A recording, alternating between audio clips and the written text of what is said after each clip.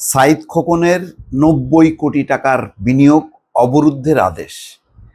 চিন্তা করছেন কি পরিমাণ টাকার কুমির এগুলি? মানে কতগুলো যে কুমির শেখ হাসিনার আল্লাহ জানে। ওই যে সিটি কর্পোরেশনের মেয়র ছিল, বাবা মেয়র ছিল, টাকা আর টাকা, টাকার পাহাড়ের উপরে এরা বসবাস করে।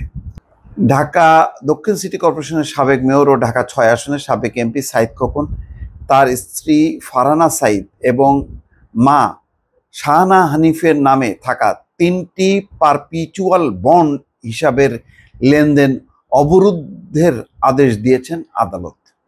এসব পারপিচুয়াল বন্ডে মোট ৯০ কোটি টাকার বিনিয়োগ রয়েছে। আল্লাহ জানে, এই সমস্ত বন্ডের নামও শুনি। এই সমস্ত বন্ডে তাদের ৯০ কোটি টাকার বিনিয়োগ আছে। বুধবার ঢাকা মহানগর দায়রা জজ মোহাম্মদ জাকির হোসেন গালিব দুদকের আবেদন প্রেক্ষিতে এই আদেশ দেন। একই সঙ্গে সাঈদ খোকনের নামে থাকা গুলশানে একটি ১৪ তলা বাড়ি, বনানীতে থাকা ২টি বাড়ি জব্দের আদেশ দিয়েছেন। এছাড়া সাঈদ খোকনের মা শাহানা হানিফের নামে বাড়িধারায় থাকা জমি ও বাড়ি জব্দ করা হয়েছে। ৪টা বাড়ি। চিন্তা করেন কি পরিমাণ ধনী এরা। এদিকে দুদকের উপপরিচালক মাসুদুর রহমান এই আবেদন করেন, পরে আদালত আবেদনটি মঞ্জুর করেন। আবেদনে বলা হয়, অভিযোগ সংশ্লিষ্ট শাহানা হানিফ, মোহাম্মদ সাঈদ খোকন, জাভেদ আহমেদ, ফাতেমা খাতুনের নামে পরিচালিত ব্যাংক হিসাব সমূহে অস্বাভাবিক লেনদেনের অভিযোগ সহ ঢাকা দক্ষিণ সিটি কর্পোরেশনের সাবেক মেয়র সাঈদ খোকন সহ অন্য কর্মকর্তাদের বিরুদ্ধে নানাবিধ দুর্নীতির অভিযোগ রয়েছে। মোহাম্মদ সাঈদ খোকন তার পদের অপব্যবহার করে এবং রাজনৈতিক পরিচয়ের মাধ্যমে দেশের বিভিন্ন স্থানে এবং বিদেশে বিপুল পরিমাণ সম্পদ অর্জন করেছেন বলে মর্মে তথ্য রয়েছে। অনুসন্ধানের এই পর্যায়ে অভিযোগ সংশ্লিষ্ট সাঈদ খোকন, ফারহানা সাঈদ এবং শাহানা হানিফের নামে সিটি ব্রোকারেজ লিমিটেড পরিচালিত 3টি হিসাবের মাধ্যমে সিটি ব্যাংক পিএলসির পারপিচুয়াল বন্ডে মোট ৯০ কোটি টাকার বিনিয়োগ জরুরি ভিত্তিতে অবরুদ্ধ করা প্রয়োজন। এর আগে গত 10ই ফেব্রুয়ারি সাঈদ খোকন এবং তার পরিবারের ৭৯টি ব্যাংক হিসাব অবরুদ্ধের আদেশ দেন। দেখেন, ৭৯টা ব্যাংক অ্যাকাউন্ট আছে। মানুষের 1টা 2টা 3টা 4টা 5টা 7টা 10টা থাকে, ৭৯টা ব্যাংক হিসাব আছে।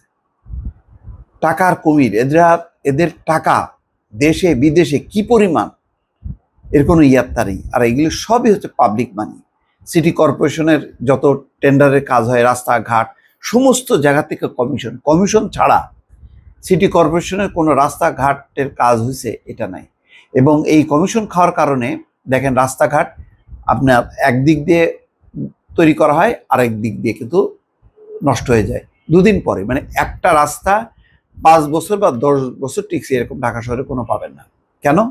এইসব কারণে নিম্নমানের কাজ। কিন্তু যখন কি বরাদ্দ হচ্ছে কিন্তু ঠিক মতো, কিন্তু ওর বরাদ্দের হয়তো 20% 30% ব্যয় করে, আর 70% এরা ভাগবটারা করে নেয়। এই কারণেই এরা টাকার কুমির।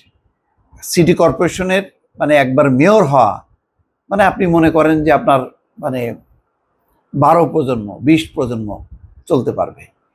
কেননা সব হলো ওই কমিশন বাণিজ্য চলতে থাকে, কাজ, টেন্ডার আর হলো ভাগাভাগি।